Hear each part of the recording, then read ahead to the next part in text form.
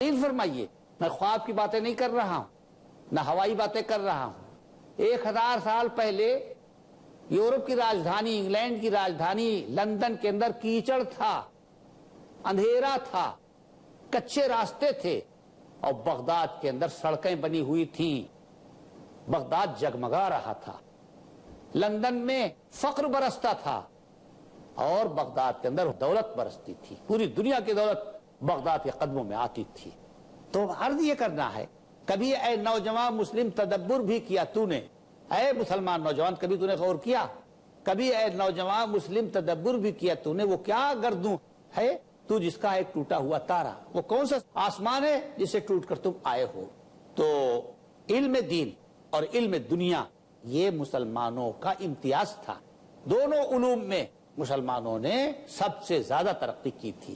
اب دینی علم کا ایک واقعہ سناتے ہیں. آج ہمارے لڑکے کھانے پینے کے شوقین ہیں، گپ کرنے کے شوقین ہیں، سیر سپاٹے کے شوقین ہیں. ان کو اگر شوق نہیں ہے تو تعلیم کا شوق نہیں ہے. نہ پڑھتے تو 100 طرح کھاتے کما کر وہ کھوئے گئے اور تعلیم پا کر.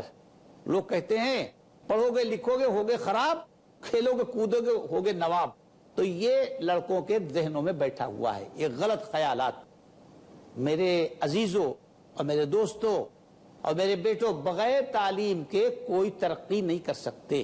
سب سے بڑا ہنر اور سب سے پہلا ہنر لڑکوں کے لیے، مسلم نوجوانوں کے لیے تعلیم کا ہونا چاہیے.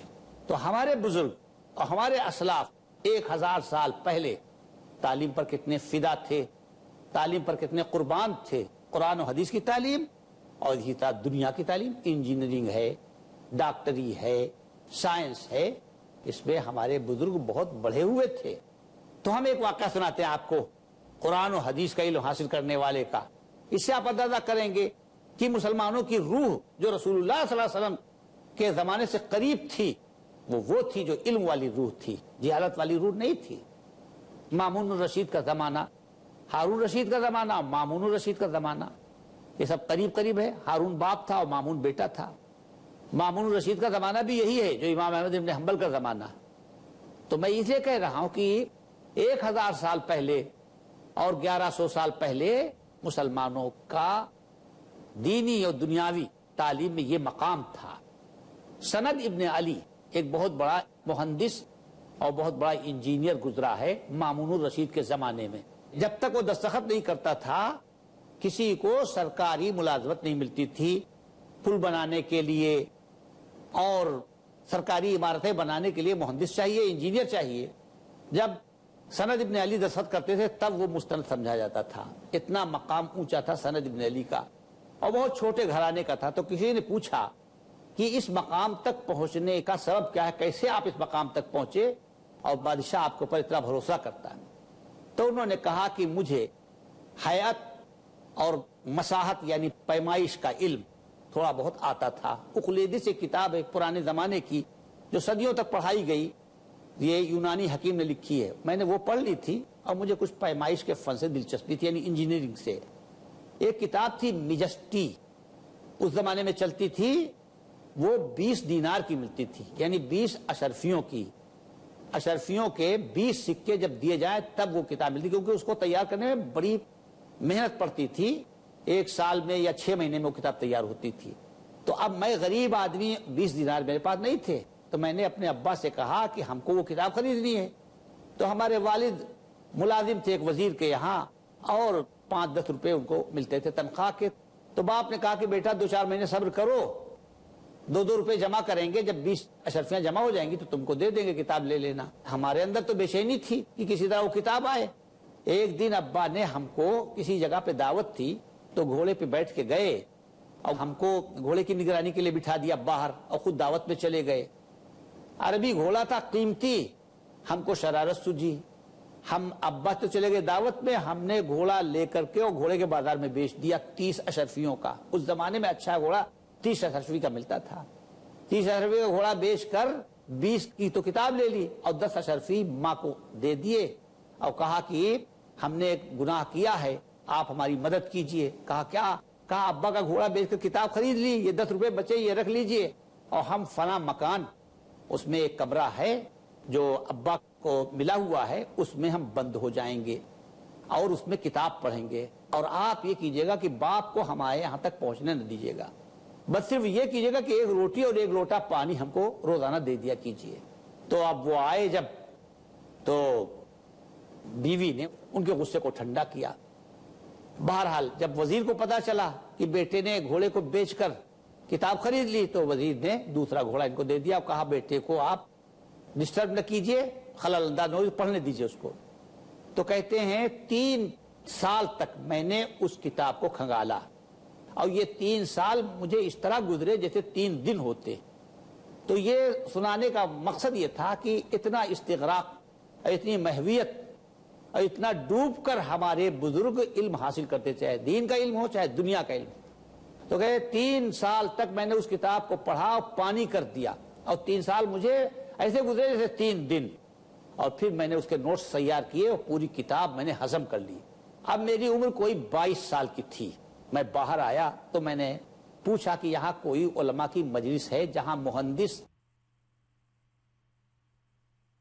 جو مامون کا رشتہ دار تھا وہی صدر تھا۔ تو ہم پہنچے تو وہاں سب جو بہت دستار کے لوگ تھے، کوئی 40 سال کی عمر کا تھا، کوئی 50 سال۔ تو ہم کو حقارت کی نظر سے دیکھا کہ یہ لڑکا کہاں سے آ گیا۔ تو بحث چل رہی تھی تو میں کھڑا ہو گیا کہ مجھے بھی ایک مسئلے پر گفتگو کرنا ہے۔ تو جو صدر مجلس تھا اس نے پوچھا ما قرأتا، کیا پڑھا ہے تم نے؟ تو میں نے کہا کہ اقلیدس، اس کے بعد بجستی۔ تو کہا قراءتا احاطہ و قراءتا بعض، کہ ایک آدھ ورق پڑھا یا پوری کتاب پڑھی؟ کہا ہم نے پوری کتاب پڑھی ہے۔ تو صدر مجلس نے ایک مسئلہ ہمارے سامنے رکھا، ہم نے اس مسئلے پر تقریر کی۔ جب ہم نے تقریر کی اس کا چہرہ چڑھ گیا اور فکر میں مبتلا ہو گیا۔ تقریر ہم نے صحیح کی، اس کو تعجب ہوا کہ یہ تقریر میرے سوا تو کوئی جانتا نہیں، یہ کہیں میری کتاب تو نہیں چرا کے لے گیا۔ تو اپنے غلام کو بلایا کہ دیکھو وہ صندوق جس میں تالا لگا ہوا ہے وہ لے کے آؤ۔ تو لے کے آیا تو دیکھا کہ تالا لگا ہوا ہے، تو اس کو اطمینان ہوا کہ یہاں تالے کی چابی تو ہمارے پاس ہے، تو کتاب کیسے چوری ہوئی ہوگی؟ خیر کتاب کھول کر جو اس نے نوٹس تیار کر رکھے تھے وزیر نے، وہ اس میں اس لڑکے سے پھر کہا دوبارہ دہراؤ، تو دہرایا۔ تو الفاظ کا فرق تھا لیکن مضمون وہی تھا۔ خیر یقین ہو گیا کہ اس نے چوری نہیں کی، اس نے خود اپنی طبیعت سے یہ نوٹس تیار کیے ہیں اور یہ شرح کی ہے۔ اتنا متاثر ہوا صدر مجلس کہ جب مجلس ختم ہوئی تو اس نے ہم کو خلاص سے نوازا، یعنی لباس اور گھوڑا دیا جاتا تھا، گھوڑا اور جوڑا جو کسی چیز کے اندر فائق ہوتا تھا اس کو انعام دیا جاتا تھا، انعام دیا گیا۔ اس کے بعد ہم کو مامون الرشید کے پاس لے گیا اگلے دن دربار میں، اور کہا میں تو بالکل قریب ہو چکا ہوں اور میری عمر 80 کے قریب ہو چکی ہے، میرے بعد اس مجلس کی صدارت کے لیے یہ نوجوان ہی حقدار ہے۔ بزرگی باعقلست نہ بسال، بزرگی عقل سے ہوتی ہے، عمر سے نہیں ہوتی۔ تو یہ ہے میرے اس مقام تک پہنچنے کا سبب۔ تو کہنے کا منشا یہ ہے کہ ہمارے اسلاف اور ہمارے بزرگ دنیاوی علوم کے اندر بھی اتنے آگے تھے، جیسا کہ حالی نے کہا ہے، ہر ایک میکدے سے بھرا جا کے ساغر، ہر ایک گھاٹ سے آئے سیراب ہو کر، گرے مثل پروانہ ہر روشنی پر، گرہ میں لیا باندھ قول پیمبر، کہ حکمت کو ایک گمشدہ لال سمجھو، جہاں پاؤ اپنا اسے مال سمجھو۔ اگر ہم اپنے بزرگوں کی روایت کو قائم کریں اور تعلیم سے وہی دلچسپی پیدا کریں جو ہمارے بزرگوں کو تھی، تو کوئی وجہ نہیں ہے کہ ہم دنیا میں بھی وہی ترقی کریں جو دین میں محنت کرنے سے ترقی ہوتی ہے۔ حاضرین، وقفے کا وقت آ گیا ہے اور انشاءاللہ وقفے کے بعد پھر حاضر ہوں گے۔ تھوڑی دیر کے لیے رخصت ہوتے ہیں۔ السلام علیکم ورحمۃ اللہ۔ عفوا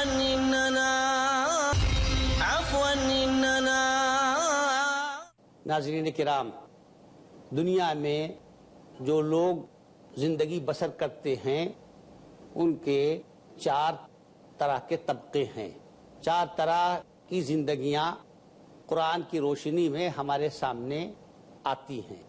ایک زندگی ہے کافرانہ زندگی، اللہ تعالیٰ کو نہ ماننے والوں کی زندگی، اللہ کا انکار کرنے والوں کی زندگی۔ دوسری نفس پرستانہ زندگی، کہ اللہ کو مانتے تو ہیں لیکن زبان کی حد تک مانتے ہیں، پرستش نفس کی کرتے ہیں۔ یہ ہے نفس پرستانہ زندگی. تیسری زندگی ہے منافقانہ زندگی. ظاہر میں کچھ ہے اور باطن میں کچھ ہے. دیکھنے میں دوسری زندگی ہے اور اندر گہرائی میں دوسری زندگی ہے. یہ منافقانہ زندگی ہے. اور چوتھی زندگی مومنانہ زندگی ہے. ایمان والے کس طرح زندگی گزارتے ہیں، یہ چوتھی زندگی ہے. تو یہ چار زندگیاں ہیں اور آپ کے سامنے قرآن کریم کا آئینہ رکھا ہوا ہے. اب آپ اس آئینے میں اپنی زندگی کا چہرہ دیکھیے کہ آپ کی زندگی کیسی ہے. خدا نخواستہ آپ کافرانہ زندگی تو نہیں بسر کر رہے ہیں، یا نفس پرستانہ زندگی تو نہیں بسر کر رہے ہیں، یا آپ کی زندگی منافقانہ تو نہیں ہے، یا آپ اہل ایمان کی زندگی بسر کر رہے ہیں. اگر آپ اہل ایمان کی زندگی بسر کر رہے ہیں تو یہ خوشی کی چیز ہے، یہ فخر کی چیز ہے. اور اگر خدا نخواستہ آپ کی زندگی میں جھلک کافرانہ زندگی کی آ رہی ہے، یا نفس پرستانہ زندگی کی آ رہی ہے، یا منافقانہ زندگی آپ کی زندگی ہے، تو پھر اس پر غور کرنے کی ضرورت ہے اور اثر نو زندگی شروع کرنے کی ضرورت ہے. جو اللہ کو نہیں مانتے ان کے یہاں جان، مال، آبرو، کسی چیز کا احترام نہیں، کیونکہ ان کے دل میں تو اللہ کا ڈر ہی نہیں ہے، ان کو روز حساب کا خوف ہی نہیں ہے. تو اللہ تعالیٰ فرماتا ہے کہ والذین کفروا، وہ لوگ جو اللہ کا انکار کرتے ہیں وہ مزے اڑا رہے ہیں، وہ مستی کر رہے ہیں. یاکلون کما تاکل الانعام، اور دنیا میں اس طرح کھاتے و پیتے ہیں اور اس طرح رہتے و سہتے ہیں جیسے جانور رہتا ہے. تو ناشکری، حق تلفی اور بے باکی کی زندگی، ایسی زندگی ملعون زندگی ہے، منحوس زندگی ہے، اپنے رب کے نہ پہچاننے والی زندگی ہے. تو اس کو اللہ تعالیٰ فرماتا ہے والذین کفروا، وہ لوگ جو اللہ کو نہیں مانتے، وہ موجیں کر رہے ہیں، یتمتعون، موج کر رہے ہیں، مستی کر رہے ہیں. ویاکلون کما تاکل الانعام، اور جس طرح چوپائے، جس طرح جانور، جس طرح بیل و بھینس اور گھوڑے و گدھے غفلت کے ساتھ کھا رہے ہیں. ان کو کوئی بحث نہیں کہ یہ جو ہم کھا رہے ہیں، جو چارہ لایا گیا ہے، یہ ڈاکہ ڈال کے لایا گیا، یا چوری کر کے لایا گیا، یا ظلم کر کے لایا گیا ہے. اللہ تعالیٰ فرماتا ہے کہ جو 80 اور 90 سال کی زندگی عقل رکھتے ہوئے اتنی غفلت سے گزار دے تو اس کا ٹھکانہ کیا ہے؟ وَالنَّارُ مَثْوًى لَهُمْ، سوائے اس کے کہ ان کو جہنم میں جھونک دیا جائے اور آگ کے شعلوں کے حوالے کر دیا جائے، اس کے سوا ایسے شخص کی کیا سزا ہے. یہ ہے کافرانہ زندگی. دوسری زندگی نفس پرستانہ زندگی، نفس کی پوجا، خواہش کی پرستش. اللہ تعالیٰ فرماتا ہے زُيِّنَ لِلنَّاسِ حُبُّ الشَّهَوَاتِ من النساء والبنين والقناطير المقنطرة من الذهب والفضة والخيل المسومة والأنعام والحرث ذلك متاع الحياة الدنيا والله عنده حسن المآب. جو لوگ نفس کی پوجا کرتے ہیں، زبان سے تو کہتے ہیں ہم اللہ کی پوجا کرتے ہیں، لیکن عمل سے نفس کی پوجا کرتے ہیں، ان کا دن رات مشغلہ اور ان کا مقصد زندگی اور ان کا نصب العین کیا ہے؟ خواہشوں کی پرستش، یعنی بیوی کی پرستش. بیوی راضی ہو جائے چاہے ماں باپ ناراض ہو جائیں، بیوی خوش ہو جائے چاہے ہم رشوت سے پیسے لے کر آئیں، بیوی خوش ہو جائے چاہے ہم ڈاکہ ڈال کے لے کے آئیں. خواہشوں کی پرستش یعنی بیوی کی محبت، اولاد کا مستقبل، اولاد کا مستقبل روشن ہو جائے، اولاد آرام سے رہے، اس کی بلڈنگ تیار ہو جائے، اس کے لیے گاڑی آ جائے، اس کو اچھی ملازمت مل جائے، چاہے دین کے تقاضے فنا ہو جائیں اور چاہے مروت کے تقاضے اور انسانیت کے تقاضے فنا ہو جائیں، اولاد کا مستقبل بچ جائے. تو اللہ تعالیٰ فرماتا ہے کہ کان کھول کر سن لو اور زیادہ بے ہوش نہ بنو کہ یہ سب چند روزہ دنیا کی زندگی ہے، چند روزہ رونق ہے، اور اچھا ٹھکانہ اللہ کے یہاں ہے. قل اعنبئکم بخیر من ذالکم، جو لوگ تقوی اختیار کرتے ہیں اس سے بہتر زندگی آئندہ آنے والی ہے، یعنی جنت اور حوریں اور اللہ تعالیٰ کی خوشنودی. تو آپ غور کیجئے کہ آپ نفس پرستی کی زندگی تو نہیں بسر کر رہے ہیں، آپ 24 گھنٹے بیویوں اور بیٹوں کو خوش کرنے میں تو نہیں لگے ہوئے ہیں.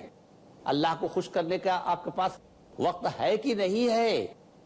اپنے رشتہ داروں کے حقوق ادا کرنے کا وقت آپ کے پاس ہے کہ نہیں؟ اگر نہیں ہے تو یہ آپ نفس پرستانہ زندگی بسر کر رہے ہیں، اللہ کو یہ پسند نہیں ہے۔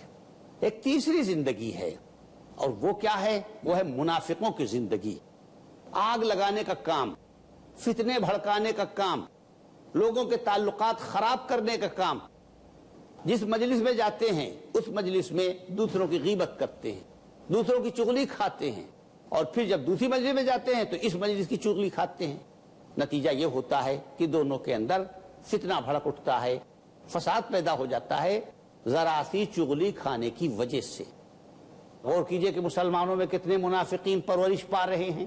جیسے آستین میں سانپ ہوتے ہیں، اس طرح منافقین مسلم معاشرے میں ہیں۔ نہ پل رہے ہوں کہیں ان میں سانپ زہریلے، جھٹک کے دیکھ تو لو اپنی آستینوں کو۔ ہماری آستینوں میں جو سانپ پل رہے ہیں یہ ہم کو تباہ کر رہے ہیں، یہ ہم کو برباد کر رہے ہیں، یہ ہمارے تعلقات خراب کر رہے ہیں۔ تو ایک منافقوں کی زندگی کا اللہ تعالیٰ نے نقشہ کھینچا ہے۔ اللہ تعالیٰ فرماتا ہے وَمِنَ النَّاسِ مَن يُعْجِبُكَ قَوْلُهُ فِي الْحَيَاةِ الدُّنْيَا۔ کچھ لوگ ایسے ہیں کہ جب دنیاوی زندگی میں، مجلس میں، سبھا میں، جلسے میں، اسٹیج پر بولیں گے تو لوگ اشعش کرتے ہوئے رہ جائیں گے۔ شہد سے زیادہ ان کی میٹھی زبان اور انتہائی رواں اور لوگوں کی آنکھوں سے آنسو نکالنے والے اور مگرمچھ کی طرح قوم کی محبت میں رونے والے۔ لیکن مگرمچھ کی آنکھوں کے اوپر جو آنسو ہوتے ہیں کیا وہ درد کے آنسو ہوتے ہیں؟ وہ تو بربادی ہی کے آنسو ہوتے ہیں۔ تو بہرحال کچھ لوگ ایسے ہیں کہ جن کی باتیں دنیاوی زندگی میں تو اچھی لگتی ہیں، وہ ہوا ارد الخصا ویشهد اللہ علی ما فی قلبہ، اور بار بار کہتے ہیں اللہ گواہ کہ ہمارے دل میں آپ کی کتنی محبت ہے، اللہ گواہ کہ ہم آپ کی کتنی ترقی چاہتے ہیں، حالانکہ اندر وہ بھیڑیے ہیں۔ وَإِذَا تَوَلَّىٰ سَعَىٰ فِي الْأَرْضِ لِيُفْسِدَ فِيهَا وَيُهْلِكَ الْحَرْثَ وَالنَّسْلَ وَاللَّهُ لَا يُحِبُّ الْفَسَادَ۔ منافق جب مسلمانوں کی مجلس سے اٹھ کے جاتا ہے تو کوشش کرتا ہے کہ ان میں فساد برپا ہو، کوشش کرتا ہے کہ یہ برباد ہو جائیں۔ اللہ ایسی زندگی کو پسند نہیں کرتا۔ اور ایک چوتھی زندگی ہے مومنانہ زندگی۔ وہ دیکھیے کیا ہے، آپ غور کیجئے اور کوشش کیجئے کہ آپ کی زندگی اس طرح بسر ہو۔ یا ایھا الذین آمنوا ارکعوا واسجدوا واعبدوا ربکم وافعلوا الخیر لعلکم تفلحون۔ اے لوگو، یہ جو 24 گھنٹے آپ کو ملتے ہیں اس میں آپ اپنی ضروریات زندگی سے فارغ ہو کر اللہ کے رکوع میں لگو، اللہ کے سجدے میں لگو، عبادت کرو، نیکی پھیلاؤ، بدی سے بچو۔ وجاہدوا فی اللہ حق جہادہ، اللہ کے راستے میں جتنی کوشش ہو سکتی ہے اتنی کوشش کرو۔ جتنا مال آپ صرف کر سکتے ہیں اللہ کے کلمے کو بلند کرنے کے لیے، اس کے دین کو بلند کرنے کے لیے، وہ صرف کیجئے۔ جتنے اثرات استعمال کر سکتے ہیں وہ اثرات استعمال کیجئے۔ جتنی طاقت آپ خرچ کر سکتے ہو اتنی طاقت استعمال کیجئے۔ جان اور مال کی کوئی پرواہ اللہ کے راستے میں نہ کیجئے۔ یہ ہے مومن کی زندگی۔ یا ایھا الذین آمنوا ارکعوا واسجدوا واعبدوا ربکم وافعلوا الخیر لعلکم تفلحون وجاہدوا فی اللہ حق جہادہ۔ اللہ کے راستے میں جہاد کا حق ادا کرو۔ اللہ تعالیٰ نے تم کو مسلمان پہلے بھی کہا، یعنی حضرت ابراہیم کے زمانے میں، حضرت موسیٰ کے زمانے اور قرآن میں بھی، لیکون الرسول شہیداً علیکم، تاکہ رسول تمہارے بارے میں گواہی دے کہ تم نے مومنانہ زندگی کے لیے حق ادا کر دیا۔ فاقیموا الصلاۃ وآتوا الزکاۃ واعتصموا باللہ فنعم المولا ونعم النصیر۔ نماز قائم کرو، زکوٰۃ کا نظام قائم کرو، اور اللہ کی رسی کو مضبوطی سے پکڑ لو، کیونکہ اللہ بہترین کارساز اور بہترین مددگار ہے۔ اللہ کی رسی چھوٹ تو سکتی ہے مگر اللہ کی رسی ٹوٹ نہیں سکتی۔ اللہ تعالی ہمیں توفیق عطا فرمائے کہ ہم مومنانہ زندگی بسر کریں اور منافقانہ اور نفس پرستانہ اور کافرانہ زندگی سے احتراز کریں۔ وآخر دعوانا الحمدللہ رب العالمین۔